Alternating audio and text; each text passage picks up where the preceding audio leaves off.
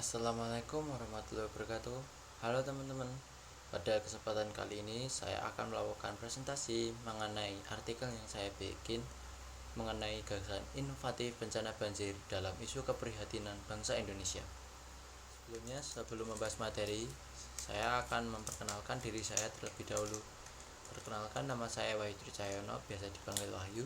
Saya berasal dari kampus PSDKU UBSI Kampus Kota Solo. Sebelumnya membahas ke bagian utama atau pembahasan utama dari presentasi saya, yaitu mengenai bencana banjir. Apa sih itu bencana banjir? Jadi, bencana banjir adalah peristiwa bencana alam yang terjadi ketika aliran air yang berlebihan mendam daratan dikarenakan endapan atau volume air yang lebih besar daripada sungai atau danau. Selain itu, dikutip dari website resmi Wikipedia Global mengenai bencana banjir. Banjir diakibatkan oleh volume air di suatu badan air seperti sungai atau danau yang meluap atau melimpah dari bendungan sehingga air keluar dari sungai tersebut. Menuju ke slide kedua, yaitu faktor penyebab banjir. Di sini ada 5 faktor yang saya rangkum teman-teman.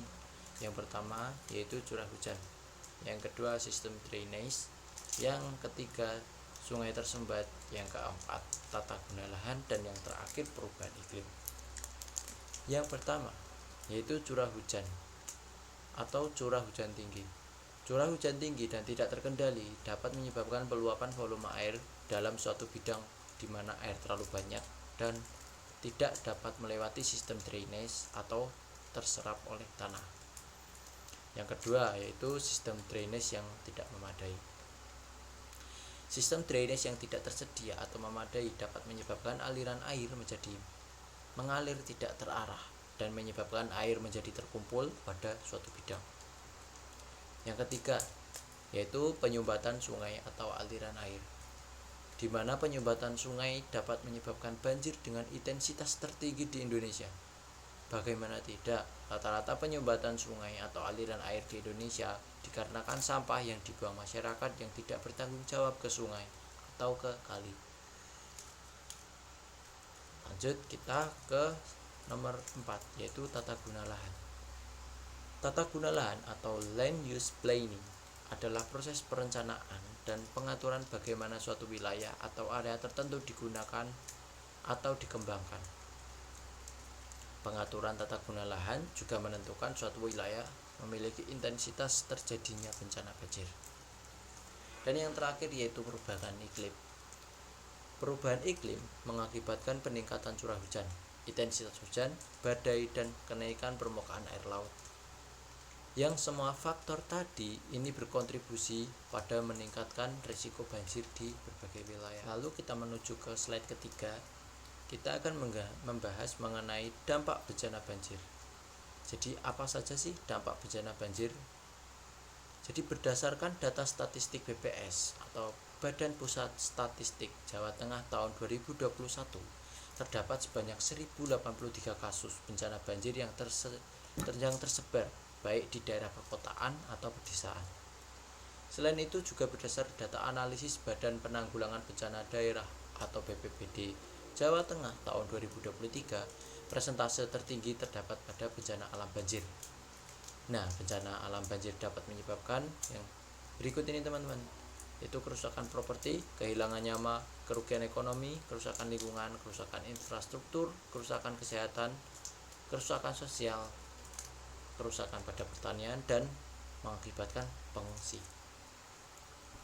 Menuju ke slide 4, kita akan membahas mengapa sih saya memilih gagasan inovatif mengenai bencana banjir.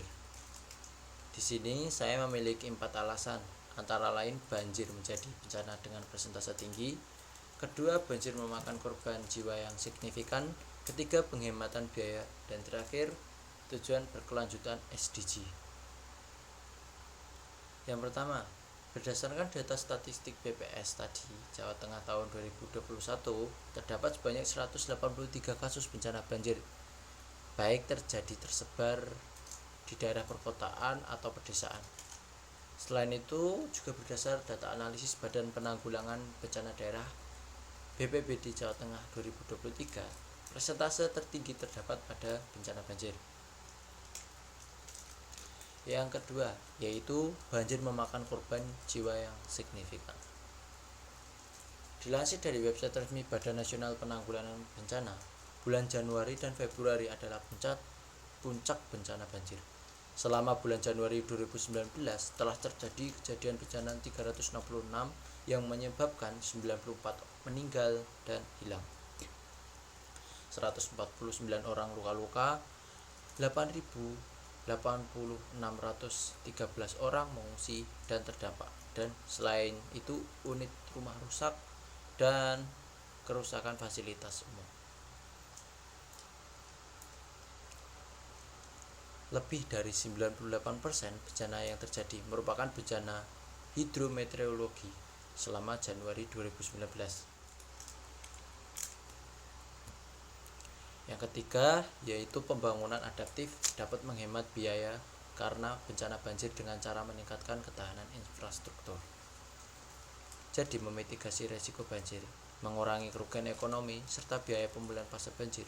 Dengan berinvestasi dalam solusi adaptif, kita dapat mengurangi dampak finansial jangka panjang yang disebabkan oleh banjir.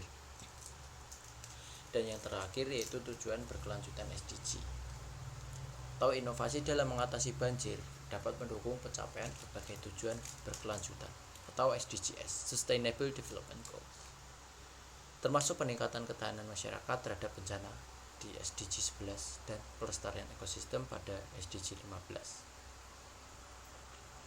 Oke, menuju ke slide 5, yaitu apa itu infrastruktur adaptif.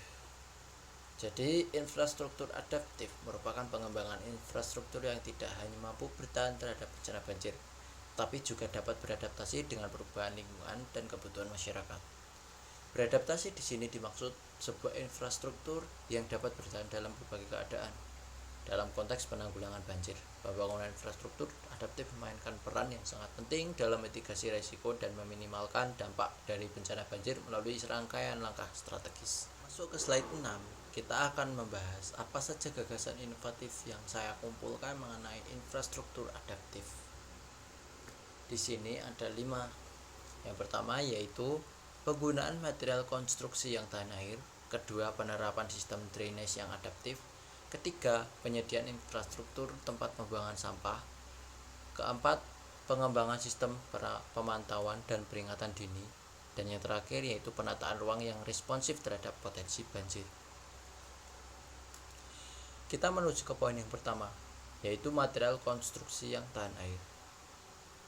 Material konstruksi yang tahan air dalam pembangunan infrastruktur adaptif sangat penting. Ini membantu melindungi infrastruktur dari kerusakan akibat banjir dan hujan deras. Selain itu, penggunaan material ini juga dapat mengurangi biaya pemeliharaan jangka panjang dan risiko pencemaran lingkungan. Infrastruktur yang tahan air mampu bertahan dan menghadapi perubahan iklim, meningkatkan keamanan publik dan meningkatkan kualitas hidup penduduk di wilayah tersebut. Materialnya seperti beton tahan air, pelapis anti air, dan teknologi inovatif lainnya menjadi inti dari langkah-langkah pencegahan dalam merancang struktur bangunan yang dapat menahan tekanan air yang sangat tinggi. Yang kedua, yaitu penerapan sistem drainase yang adaptif. Sistem drainase yang dapat diperluas atau diatur secara otomatis berdasar volume air yang mengalir memainkan peran penting dalam pencegahan terjadinya genangan air dan mempercepat aliran air keluar dari area yang terdampak. Dengan sistem drainase yang efisien, air hujan dapat dikendalikan dengan baik, mengurangi genangan air dan mencegah kerusakan akibat banjir dan bangunan dari jalan raya. Untuk poin yang ketiga yaitu penyediaan infrastruktur tempat pembuangan sampah.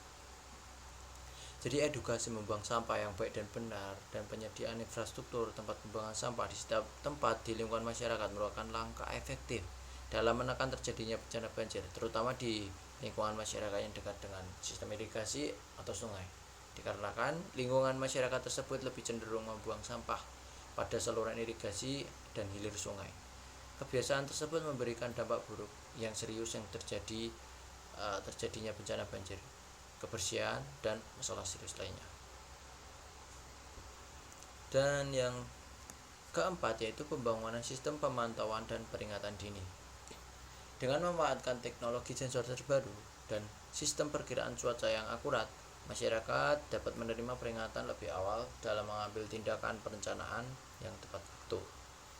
Rencana evakuasi dan penanganan darurat juga ditingkatkan melalui infrastruktur yang adaptif, seperti penyediaan jalur evakuasi yang aman dan pusat evakuasi darurat yang tahan terhadap tekanan air.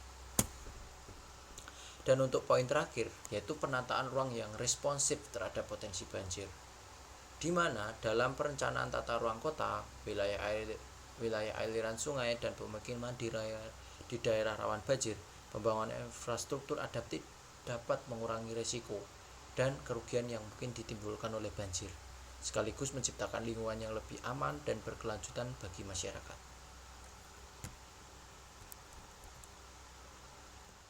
Menuju pada slide terakhir, dapat disimpulkan bahwa penanggulangan bencana banjir memerlukan perhatian lebih dan tindakan cepat dengan salah satunya pembangunan infrastruktur adaptif tahan air, infrastruktur masyarakat, sistem pemantauan canggih, dan pemantauan ruang responsif.